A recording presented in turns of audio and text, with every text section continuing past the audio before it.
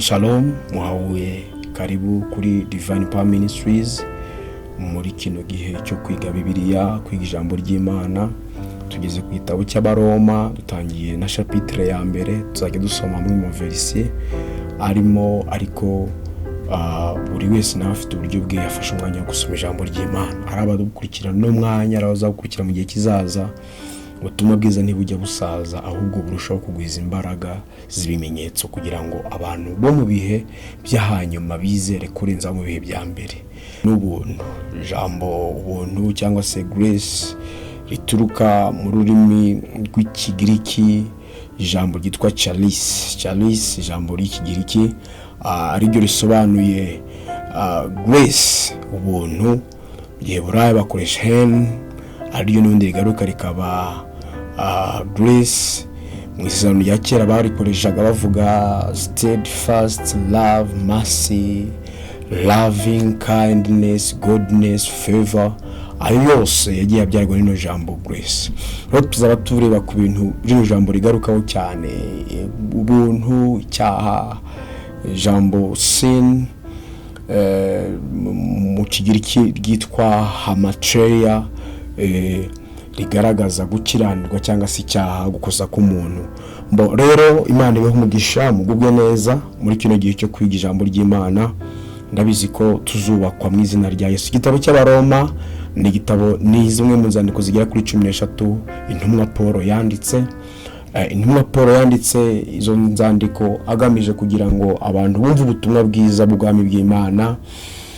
Ubona atangira kwandika ibitabo byiwe byakoze no mu 13 tugera ku 18. Urugendo rwe rwa mbere yakoze bita Kupuro, Galatiya, aramanuka igitabo cy'Abagalatiya. Uhabwa umugisha huri. Bibiliya ni inyanja nini cyane, inyanja ibamo ibintu byinshi. Inyanja ushaka kuyigendamo, inyanja ushaka kuyigendamo ukavana nk'amabuye y'agaciro muri iyo nyanja akakugira umumaro. Ushaka kuvanamo amafi, byo kurya byiza bikagutunga, ariko inyanja ushaka no kuyirohamamo burundu ugapfa, abantu bakakubura, ukaribwa na bya bindi amafi turya akaba ari yakurya. Donc ukaba uhindutse igisubizo cy'inyamaswa ziri mu nyanja. Rero Bible nayo ni inyanja.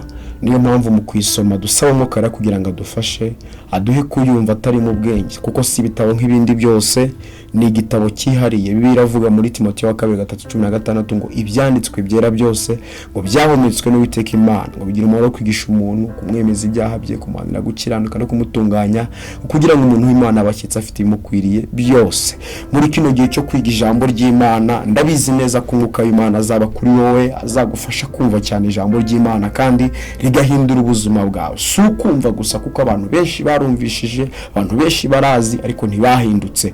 Imana iguhe kuzagira guhinduka kuva mu ijambo ryayo mu gihe nk'iki ngiki. Bibiliya iravuga tabo hano kadusome mu Baroma igice cya mbere. Paul atanyavuga ngo erega ubutumwa bwiza ntibunkoze isoni, kuko ari imbaraga y'Imana ihesha uwizeye wese gukizwa, uhereye ku Muyuda ukageza ku Mugiriki, kuko muri bwo arimwo gukiranuka kuva ku Mana guhishurirwa, guheshejwe no kwizera kugakomezwa nako, nk'uko byanditswe ngo ukiranuka azabeshwaho no kwizera. Haleluya. Paul hano arimo arashaka gusobanura agaciro k'ubutumwa bwiza. Yatangiriye hejuru avuga ngo irya mbere byose ndashimira Imana yanjye muri Kristo Yesu, kuko kwizera kwanyu kwamamaye mu isi yose. Imana nkora umutima wanjye vuga ubutumwa bwiza bw'ubwami bwayo, niyo ntanze nk'umugabo, uko mbasabira urudacuka bukeye nuko bwije, kugira ngo ahari yarimo yatangiye ahanini ashaka kumvikanisha cyangwa ashaka gushimira abera bayo b'Imana uburyo hari ibintu byinshi bitandukanye bakiriye, ibintu byinshi bamenye, ibintu byinshi basobanukiwe, kandi abandi bantu benshi batari bazi muri bo cyangwa se muri rubanda. Uyu munsi wa none biragoye cyane gusobanukirwa ijambo waryigishijwe n'umunyamadini, kuko abanyamadini tugira ngo twigishe tukuvane mu ijambo imitego tuzategesha abantu, nukora gutya bizagenda gutya, nugira gutya bizagenda gutya. Ugasanga Bibiliya yose bayihinduye amategeko n'amahame, ariko ntibasobanukirwe ikintu gikomeye cyane kiri muri Bibiliya, aricyo cyitwa imbabazi n'ubuntu, aricyo kintu Kristo yerekaniwe kugira ngo agaragarize mu bantu be. Kristo ntabwo yazanye amategeko, ahubwo yaje kuyoroshya yohereza umwuka wayo, azana ubuntu, araducungura, nta kintu na kimwe gitanzwe. Uyu munsi kwizera guhishwa no kumva, niko muri kino gitabo turi gusoma tuzagenda tubibona mu bice bikurikiraho, bice 10, bice 9 gutyo. Ariko uyu munsi Bibiliya yavuze ngo erega ubutumwa bwiza ntibunkoza isoni. Reka twibaze, ese wowe ni gute ubutumwa bwiza butagukoza isoni? Ese koko ubutumwa bwiza we ntabwo bujya bugukoza isoni? Ubutumwa bwiza ntibunkoza isoni kuko ari imbaraga y'Imana ihesha uwizeye wese gukizwa, uhereye ku myuka ukagera ku mugiri, uwizeye wese gukizwa. Urumva habaho kwizera, habaho gukizwa. Haleluya! Gukizwa kubonwa muri bwa butumwa bwiza tuba twakiriye, uhereye ku myuka ukagera ku mugiri kingo, kuko muri bwo ari namo gukiranuka kuva kuma guheshwa no kwizera kugakomezwa nako. Ni ukuvuga ngo mu butumwa bwiza bumwe Paul yavuze butamukoze isoni, ngo ni naho hahishemo gukiranuka kuva ku Mana, guhishurirwa. Haleluya!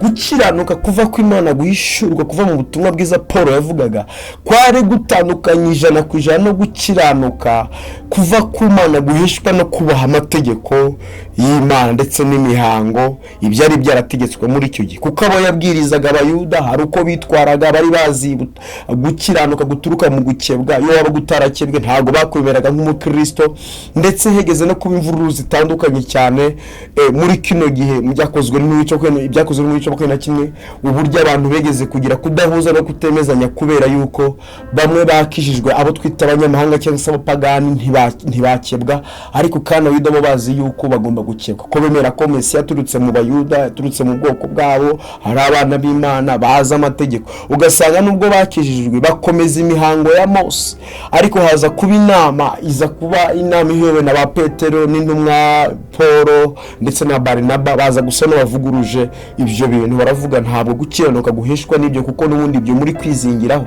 byigishwa ku masabato buri munsi, ariko ntacyo byigeze bibamarira. Ntimwabishoboye, natwe ubwacu tubivuga ntitwabishoboye, ahubwo nimwemere ko gukiranuka kuva muri Kristo Yesu guheshwa no kwizera, ariko dukene twese kugira ngo tubone kwa kubabarirwa twese twitwa abana b'Imana.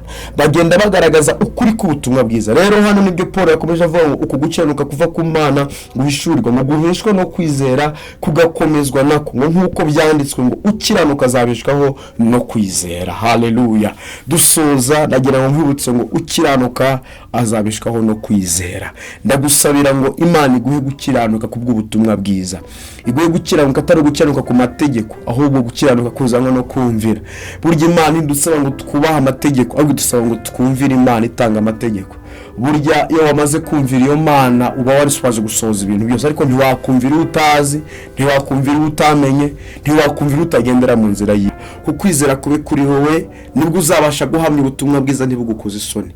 We gupostinga ibyanditswe kuri stati yawe kugira ngo abantu babone ko uri umukristo, cyangwa kugira ngo ubikoreshe ushaka kwemeza abantu. Hari igihe umuntu aca mu kibazo yakigeremo ashaka kubwira umuntu, cyane bikunda gukorwa abantu bazi ijambo ry'Imana. Ya n'apagani barabikora batazi n'ijambo ry'Imana, bakarivana ahandi hantu bakarikiraho. Ugasanga umuntu yatoraguye ijambo kugira ngo arijombe mugenzi wiwe arikere kuri stati, tukagira ngo nuko yafashijwe naryo, kume nta narizi, wanamubaza naho yarivanye, nta na inspiration rifitemo, gusa no kugira ngo nyine wa muntu aze kureba stati, kuko azi ko stati ajya yireba, ubundi namara kwireba hita yumva icyo ashatse kuvuga. Ese niba ari ubwo buryo dukoresha Bibiliya, kuko Bibiliya hari umusaruro yabiri kuzana ku buzima bwacu, hari icyo yabiri kurema mu buzima bwacu. Niba ari gutyo byadutunze turi kuzikoresha, birashoboka ko n'ijoro ntaryo tuzajyamo, kuko abantu benshi ntabwo barimo kwiyubakira kunezeza Imana no kugendera mu nzira y'Imana by'ukuri, ahubwo barimo gushakisha ubundi buryo bw'ibanga banyuramo bakoreramo kugira ngo bagaragaze ibyo bashaka baciye mu ijambo. Ariko Paul yavuze ngo ubutumwa bwiza ntibunkoza isoni, kuko ari imbaraga y'Imana ihesha uwizeye wese gukizwa. Ubutumwa bwiza bwe kugukoza isoni. Ongera urebe Bibiliya yawe, byuri igitabo cyawe, ongera ube umukristo w'ukuri imbere y'abantu, ube umuhamya w'ukuri, utari wa wundi wambaye amakaruvati n'ibindi bintu byinshi ngo uhagarara ahantu n'ibitabo byinshi kandi uri mu bubata bw'isi ndetse uri mu bubata bwo kutamenya, ahubwo uba umuntu ufite Bibiliya, ufite ibyo bitabo mu mutima, ufite impinduka mu mutima, umwuka wera bara nk'uwahindutse. Imana iguhe umugisha, uhabe kugubwa neza. Turagushima Mwami Imana, turaguhimbaza kubw'ineza yawe, turagushimira kubw'ijambo ryawe ryiza duhaye muri uyu munsi wa none. Ndagushima ko waduhaye gutangira gusoma iki gitabo cy'Abaroma, ugumye kuduha ubwenge n'imbaraga byo guhinduka ndetse no kuba ikijambo ryawe rivuga Mwami. Ubutumwa bwiza ijambo ryavuze ngo ntabwo bunkoze isoni, ndetse poranyije avuga ngo gukiranuka kuva ku Mana ngo niho guhishurirwa muri ubwo butumwa bwiza, ngo guheshwe no kwizera kugakomezwa nako, nk'uko byanditswe ngo ukiranuka azabishwaho no kwizera. Mwami utwanduze, uduhe iyo ngeso, duhe izo mbaraga zo kukwizera ndetse no gukiranuka, kugendera mu nzira yawe, kutaba imbata z'ibitabo ahubwo tukaimbata z'umwuka wera twagabiwe, twahawe nk'umufasha kugira ngo ari utuyobora muri byose. Urakoze Mwami, ufasha abantu bawe kandi ugumye kubakuza mu ijambo, tugere ku rwego dushakaho kubw'ubuntu bwawe. Mu izina ry'Umwami Yesu Kristo dusenze twizeye, amen.